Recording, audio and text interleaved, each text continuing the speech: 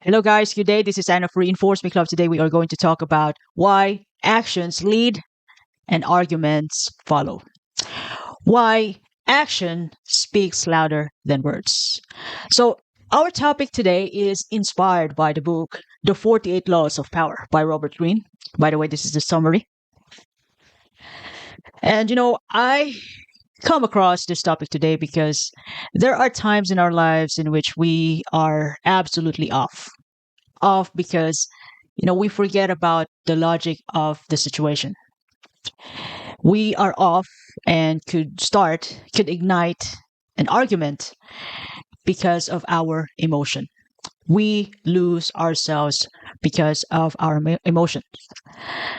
It happens when we have misunderstanding with other people, like their goals are different from yours and it doesn't coincide at all. And that's one thing. And then plus the past experience. And when you're I'm talking about the fact when you are pissed off and you fail to handle your emotion, and you are off the level that you really have to let the other person know as much as possible nicely, with all the respect. But sometimes, no matter how you want to say it as nice as it can be, sometimes the truth hurts. Sometimes there are things that we really need to hear, although it in some way could in some level it could hurt us. So that starts the argument, and then you're off. Other than to really do something about it, to demonstrate the solution, you're off. And the only opportunity for you to rectify that is to be a better person, a better you, with a better solution the next time around. So, talking about winning through actions, never through argument, from the 48 Laws of Power, it emphasizes the way of demonstrating competence and effectiveness on a problem by means of getting solutions done through executions without too much talking. To be honest, sometimes I am off. No matter how hard I try, sometimes I talk to the wall. Sometimes I just keep my silence, keep my cool, be quiet. But there are times I'm just like other people. Sometimes I'm off. I could start an argument. And when I finally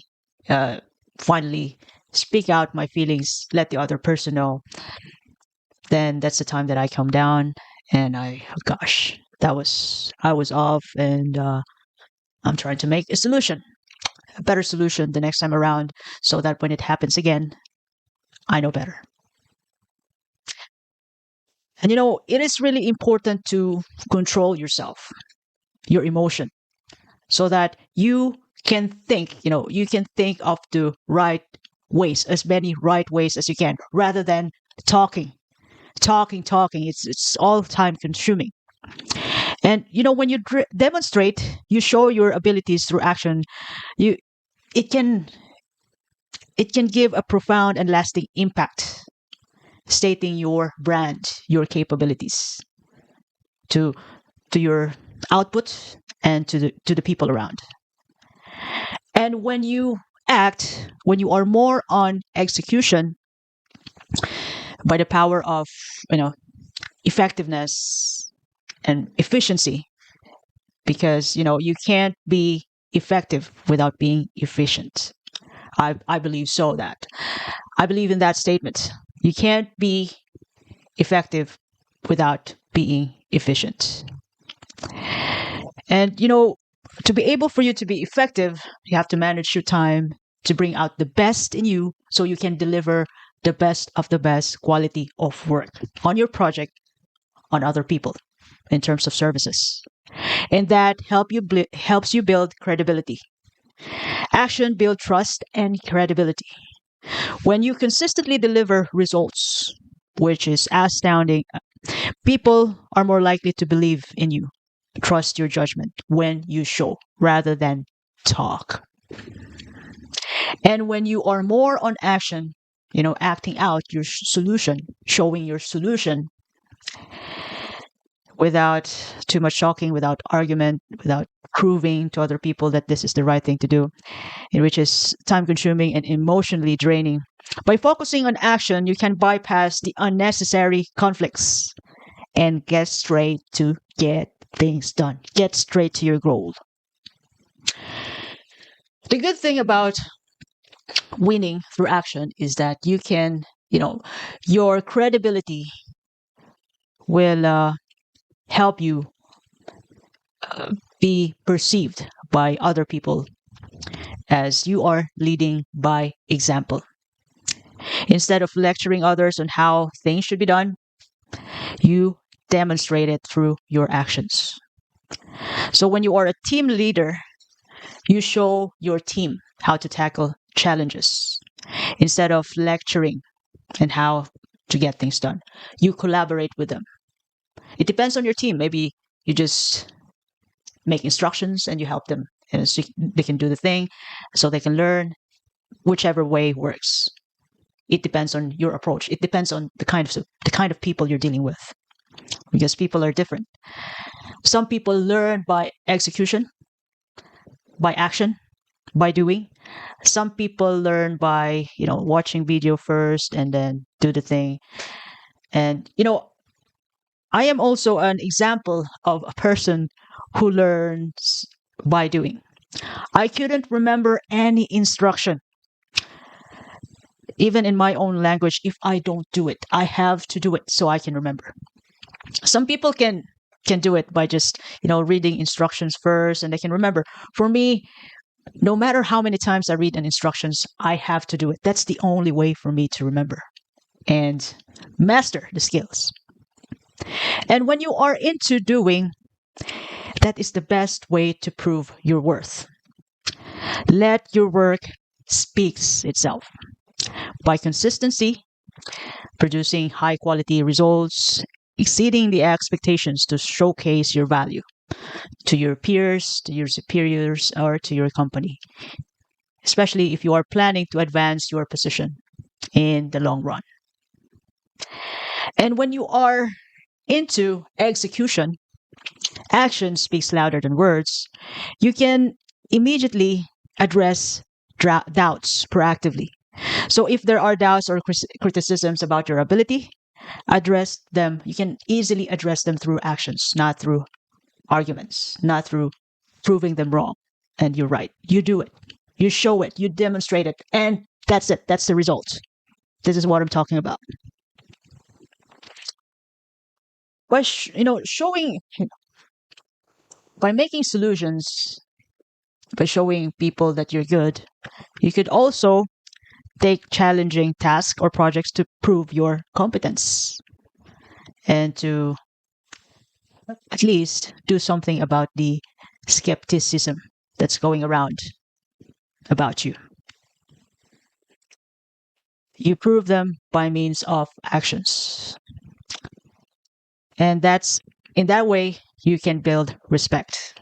When you consistently deliver effective and efficient results, you earn respect of others naturally. Even if that's not your goal. Your goal is to finish and to give the best service ever. And since that is your great output, respect naturally just comes along without you expecting it. You're just doing your fantastic job. And when you deliver excellent results, you can easily influence others to do the same. The problem with this is that what if you are the best of the best person in the room? So there's no way for you to grow. It's way better to have somebody smarter than you, better than you, and learn from them. You could You could learn from your seniors, from other people, not necessarily work wise, performance wise on the job. You could learn from other people through their emotional intelligence. Some people are good in that. Some people have one fine character, patience, great patience, and you can learn from them. Nobody is perfect. You could be good in this, but not really good in this area. So you can gain that skills from other people. Some people could be in your workplace, could be good in relationship goals, in parenting.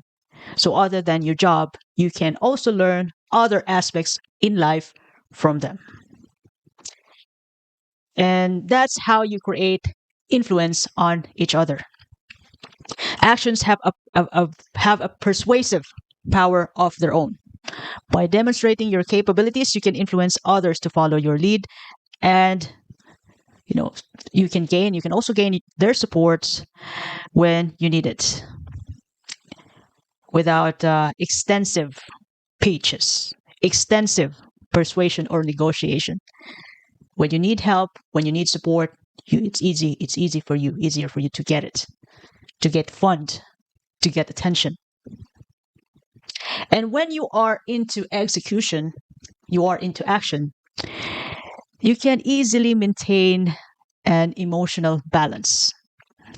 And engaging on those unnecessary arguments can be emotionally draining and can damage relationships. By focusing on actions, you can maintain a sense of calmness, professionalism, even in the most challenging situations. For me, I am still on the journey of maintaining emotional balance, disciplining my emotion. But in terms of execution, yeah, I believe that it takes practice and practice and practice, years and years of practice for me to do in order to master a certain skill. And I'm working on it. I'm not sure if it's really, I am looking up to those people at the age of 60 to 70, 60 to 80 years old who are emotionally calm, who have more patience. I am working on myself to get that level of tolerance. I'm working on it just like everybody else. As much as possible, I tame myself. But there are times that you're off the peak level of your patience. Sometimes you need to bring it up. And as much as possible, do it nicely with all due respect. Sometimes we need to undergo on the so-called difficult conversations. That's also part of growing up, and you can go through this in relationships, in teamwork. But make sure that after difficult conversations, you have ways to reconcile, to rectify the problem. That's the essence of why we need to undergo difficult conversations to resolve it, to resolve the problem. And in the most part, act on it. Do something about it. Action speaks louder than words. Now, if you like this message today, please share it to your family and friends. And you can follow me in YouTube, Apple Podcasts, Spotify, and on my Facebook page, Reinforce Me Club. Thank you so much for your time. I do appreciate it. And please help me share this message throughout the world so we can help as many people as we can. Thank you very much and happy Sunday.